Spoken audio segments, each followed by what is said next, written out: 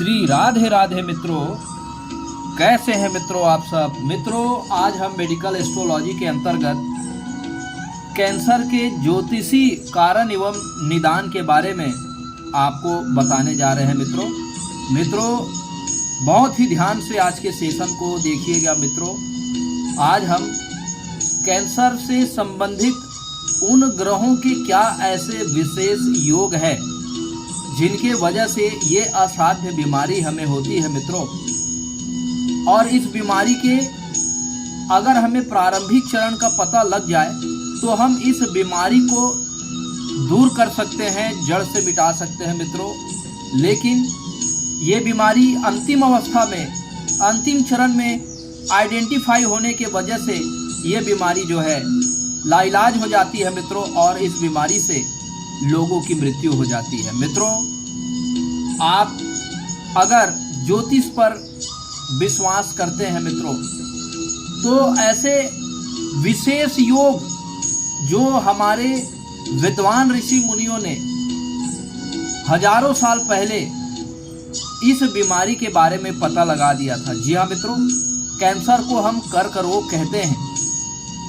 Cancer बीमारी को medical की भाषा में समझे तो हमारे शरीर के किसी भी हिस्से की कोशिका का असामान्य रूप से बढ़ना या हमारे अंगों का असामान्य रूप से बढ़ना, फोड़ा का असामान्य रूप से बढ़ना, ये बीमारी कैंसर की बीमारी, इसे हम कर्क रोग भी कहते हैं। जी हाँ मित्रों, पहले ऐसा माना जाता है कि ज़्यादा नशा करने से, सिगरेट शराब के सेवन करने से, कोकीन चरस गांजा के सेवन करने से, तंबाकू के सेवन करने से कैंसर होता है। लेकिन बहुत सारे ऐसे उदाहरण आपको देखने को मिल जाएंगे मित्रों कि कैंसर रोग केवल नशा करने से या तंबाकू के सेवन से नहीं होता, बल्कि उसके और कई कारण होते हैं। कैंसर के आनुवांशिक कारण भी होते हैं। ये हमारे आनुवांशिकी पर प्रभाव पड़ता है, हमारे डीएनए पर पड़ता है, जिनके वजह से ये कैंसर जो है वो हो सकता है। मित्रों, आज हम कैंसर रोग के ज्योतिषी कारण एवं निदान के बारे में आपको हम बताएंगे मित्रों, सबसे पहले कुंडली का जो छठा भाव होता है, इसे हम रोग का विचार करते हैं, और लगन जो है वो हम स्वयं होते हैं मित्रों। जब रोग भाव का स्वामी का संबंध लगन से बन जाए मित्रों, तो ऐसे जातक जो है वो रोगी होते हैं। और कैंसर लंबे समय तक चलने वाले बीमारी को ये प्रदान करते हैं। छठे भाव से हम अल्पकालिक रोगों का विचार करते हैं, और अष्टम भाव से लंबे समय तक चलने वाले रोगों के बारे में विचार करते हैं मित्रों, अष्टम भाव के कारक शनि होते हैं, और राहु और मंगल, ये तीनों ग्रह मिल करके कैंसर के रोगों को प्रदान करते हैं। जी हाँ मित्रों, अगर आपके कुंडली में अगर कोई भी भाव, यहाँ प्रथम भाव सिर से लेकर के द्वादश भाव पंजा तक के द्वादश भाव में कोई भी भाव कमजोर हो, भाव के स्वामी कमजोर हो, और उस भाव के कारक कमजोर हो, और उस भाव में शनि मंगल और राहु की युति हो मित्रों, तो ऐसे जातक के संबंधित अंगों में ये कैंसर रोग होता है मित्रों, यदि हम चतुर्थ भाव की बात कर लेते हैं, चतुर्थ भाव से हम फेफड़े के बारे में विचार करते हैं मित्रों। यदि चतुर्थ भाव में शनि मंगल और राहु विराजमान हो जाए मित्रों, चतुर्थ भाव का स्वामी चंद्रमा त्रिक भाव में बैठ जाए, छठे, आठवें और 12वें भाव में, और वो पाप ग्रहों से पीड़ित हो या दृष्ट हो मित्रों, तो ऐसे जातक के फेफड़े में कैंसर की संभावना बनी रहती है मित्रों। ये ब्रेस्ट का भी भाव होता है मित्रों, तो इस भाव में अगर इस तरह की युति है मित्रों, शनि मंगल राहु की, तो स्तन कैंसर का भी संभावना बनी हुई होती है मित्रों, आज के सेशन में हम विभिन्न ग्रहों से होने वाले कैंसर के बारे में आज आपको बताएंगे मित्रों सबसे पहले हम समझते हैं कि जब तक हमारा लग्नेश जब तक मजबूत है मित्रों, जब तक बली है मित्रों, तो कोई भी बाहरी पदार्थ जो हमारे अंदर कैंसर पैदा करते हैं वो हमें कैंसर की बीमारी नहीं दे सकता मित्रों। तो कैंसर की बीमारी के लिए एक अनिवार्य शर्त है कि लगन और लग्नेश ये दोनों कमजोर हो मित्रों। और लगन और लग्नेश या कोई भाव कब कमजोर होता है? जब उस भाव में 2 या 2 से अधिक पाप ग्रह बैठे हो, उस भाव के स्वामी 6ठे, 8वें और 12वें भाव में हो, और वो भी 2 या 2 से अधिक पाप ग्रहों से पीड़ित हो, और उस भाव के कारक ग्रह 2 या 2 से अधिक पाप ग्रहों से पीड़ित हो तथा 6ठे, 8वें और 12वें भाव में विराजमान हो मित्रों, तो निश्चित रूप से उन भावों से संबंधित रोगों की विचार करते हैं। जी हाँ मित्रों, यदि दीर्घकालिक रोग के बारे में यदि हम बात कर लेते हैं तो दीर्घकालिक रोग जो बहुत स्लो मूविंग प्लैनेट होते हैं, जी हाँ मित्रों,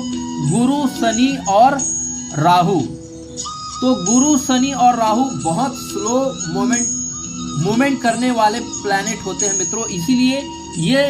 इन ग्रहों से होने वाले बीमारी लंबे समय तक चलने वाली बीमारी होती है मित्रों। इसमें अगर 6ठे भाव में केतु का प्रभाव हो जाए मित्रों, तो ऐसे जातक की बीमारी जो है वो आइडेंटिफाई नहीं होती। इस दशा में और केतु की दशा में जब हम कोई रोग का इलाज कराने जाते हैं तो वो रोग आइडेंटिफाई नहीं हो पाता, अर्थात वो रोग हमारे शरीर में आकस्मिक रूप से, ये जो अष्टम भाव से होने वाले जो रोग होते हैं मित्रों, उसे हम आकस्मिक रोग कहते हैं। और वो आकस्मिक रूप से हमारे शरीर में उभर के आते हैं। क्यों? क्योंकि उसके प्राइमरी लक्षण हमें समझ में नहीं आते केतु और राहु के इम्पैक्ट होने के कारण, और वो बीमारी जब अपने अंतिम चरण में लाइलाज हो जाती है अष्टम भाव के कारण, तो वो बीमारी हमें समझ में आती है तब तक बहुत ज़्यादा विलंब हो चुका होता है, लेट हो चुका होता है मित्रों। और उस असाध्य बीमारी से उस जातक की क्या हो जाती है? मृत्यु हो जाती है मित्रों। निश्चित रूप से मित्रों, तो हम बात कर रहे हैं कैंसर बीमारी जो एक असाध्य बीमारी होती है। अगर इसके प्रारंभिक लक्षणों के बारे में यदि हमें पता चल जाए मित्रों, तो हम प्राइमरी अवस्था में ही इस बीमारी का निदान कर सकते हैं। लेकिन ग्रहों में शनि, मंगल, राहु के वजह से वो बीमारी जो है हमें आइडेंटिफाई नहीं हो पाती, और केतु जो होता है उस बीमारी को संक्रमित करता है, एक कोशिका से दूसरे कोशिका तक उस बीमारी को फैलाने का काम करता है। और धीरे धीरे ये जो कैंसर की जो कोशिका होती है वो पूरे शरीर में फैल जाती है, और एकमात्र इसका इलाज होता है मंगल के कारण ऑपरेशन। जी हाँ मित्रों, तो जब प्राइमरी अवस्था में हो तो ऑपरेशन सक्सेसफुल हो सकता है, लेकिन जब ये अंतिम चरण में जब कैंसर कोशिका जब परिवर्तित हो जाती है मित्रों, जब ये आनुवांशिकी रूप से जब प्रभावित करते हैं, तो फिर इनका अंतिम चरण जो है वो लाइलाज हो जाती है, असाध्य हो जाती है, और कैंसर के रोग से ऑपरेशन के बावजूद भी जातक की मृत्यु हो जाती है मित्रों। कैंसर हमारे शरीर की प्रतिरक्षा प्रणाली में कमी होने के कारण ये होता है मित्रों, और हमारे शरीर की प्रतिरक्षा प्रणाली जब कम होगी तभी केतु के द्वारा हमारे शरीर की कोशिकाओं में संक्रमण होगा, और वो कोशिका कैंसर सेल में बदल जाएगी, और एक कोशिका से दूसरे कोशिका ये धीरे धीरे हमारे ब्लड के माध्यम से फैलते हैं मित्रों। क्योंकि राहु जो है, राहु और शनि फैलाव का कारक होता है, और मंगल जो होता है वो हमारे ब्लड का कारक होता है मित्रों। निश्चित रूप से मित्रों, जब हम किसी ट्यूमर का इलाज कराने जाते हैं तो वो ट्यूमर का ऑपरेशन से इलाज हो जाने के बाद भी वो ट्यूमर हमारे अंदर फिर से उभर आते हैं, और फिर से वो ट्यूमर जो है वो बड़े हो जाते हैं, और फिर से ऑपरेशन की नौबत आती है। तो केतु के कारण वो ट्यूमर एक कोशिका से दूसरे कोशिका तक धीरे धीरे जो है वो संक्रमित होते रहते हैं मित्रों, और हमारे शरीर को ये प्रभावित करते हैं, और वो प्रभावित अंग जो है वो प्रभावित कोशिका जो है वो कैंसर कोशिका में बदल जाता है मित्रों। अगर हम ग्रहों की बात कर ले मित्रों, तो निश्चित रूप से जब इस शनि मंगल और राहु की युति में जब सूर्य का प्रभाव आ जाए मित्रों, तो निश्चित रूप से ब्रेन कैंसर होने की संभावना होती है मित्रों। जब शनि मंगल राहु और सूर्य की उपस्थिति लगन में हो मित्रों, और लगन का मालिक कमजोर हो, लगन लग्नेश कमजोर हो, तो जातक को ब्रेन या पेट से संबंधित कैंसर का विचार किया जाता है मित्रों। निश्चित रूप से अगर हम चंद्रमा से बात करें मित्रों, चंद्रमा हमारे शरीर का रक्त होता है, सफेद रक्त कोशिका होती है मित्रों, और चंद्रमा से हम फेफड़े का विचार करते हैं मित्रों। यदि कुंडली के चतुर्थ भाव में यदि शनि मंगल राहु के साथ चंद्रमा विराजित हो जाए मित्रों, तो निश्चित रूप से ऐसे जातक को फेफड़े का और स्तन का कैंसर हो जाता है मित्रों। यदि शनि मंगल और राहु यदि द्वितीय भाव में बैठ जाए मित्रों, तो ऐसे जातक अत्यधिक नशे या सिगरेट सेवन के वजह से ऐसे जातक को कैंसर हो सकता है, मुख का कैंसर हो सकता है मित्रों। अगर प्रारंभिक अवस्था में अगर इसका पहचान हो जाए तो ये स्वस्थ हो सकते हैं,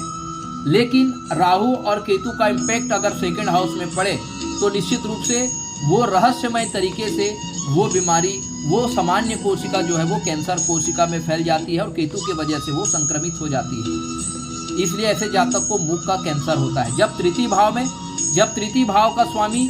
त्रिशदाय भाव में हो, तृतीय भाव में 2 या 2 से अधिक पाप ग्रह बैठे हो, और तृतीय भाव के कारक मंगल भी पाप ग्रह से पीड़ित हो मित्रों, और तृतीय भाव में शनि मंगल और राहु की युति हो, तो ऐसे जातक को गले से संबंधित कैंसर जो है वो होता है मित्रों। यदि पंचम भाव की बारे में बात करें मित्रों, लग्न लग्नेश कमजोर हो, लग्न लग्नेश पाप कत्री में हो, लग्न लग्नेश पाप ग्रहों से पीड़ित हो, लग्न लग्नेश अस्त हो, लग्नेश त्रिशदाय भाव में हो, लग्नेश जो है वो शनि राहु के साथ बैठा हो मित्रों, तो ऐसे जातक की प्रतिरक्षा प्रणाली जो है वो कमजोर हो जाती है, और कमजोर प्रतिरक्षा प्रणाली के वजह से ही ऐसे जातक को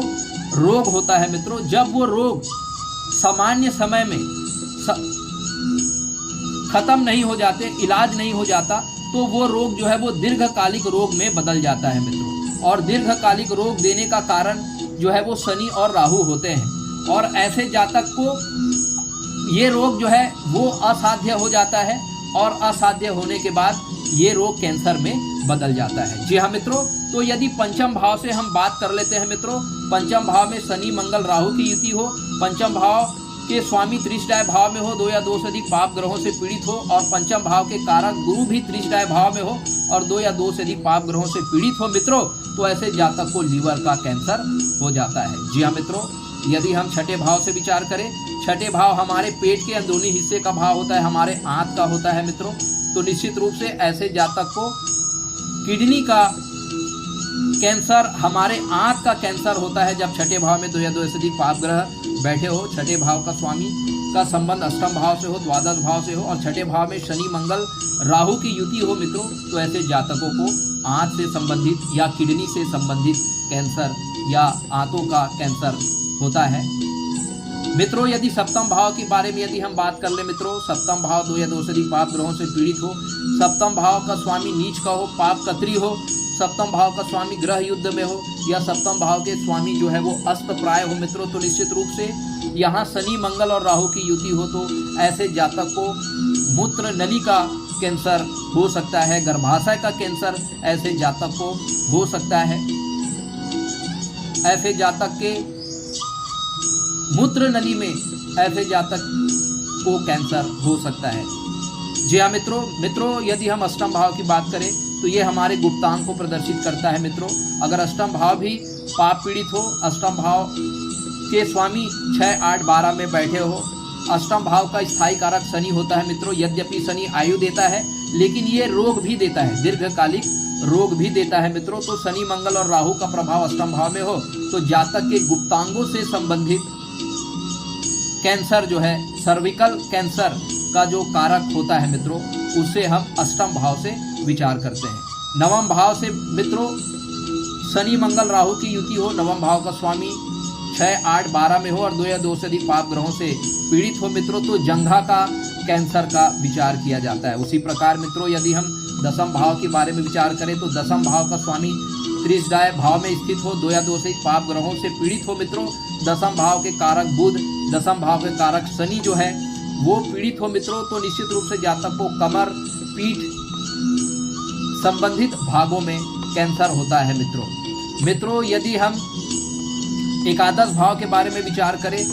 तो एकादश भाव में मित्रों शनि मंगल, क्योंकि एकादश भाव ये लाभ भाव होता है और कोई भी रोग को बढ़ाने का काम करता है। जी हाँ मित्रों, यदि लाभ भाव का संबंध अगर रोग भाव से हो जाए मित्रों तो निश्चित रूप से वो रोग को बढ़ाने का काम करता है। जी हाँ मित्रों, और केतु जो होता है वो रोग को संक्रमित करता है अर्थात फैलाने का काम करता है हमारे एक कोशिका से दूसरे कोशिका तक। और गुरु जो होता है मित्रों, गुरु का भी कारक होता है कि गुरु भी वृद्धि करता है। किसी भी रोग में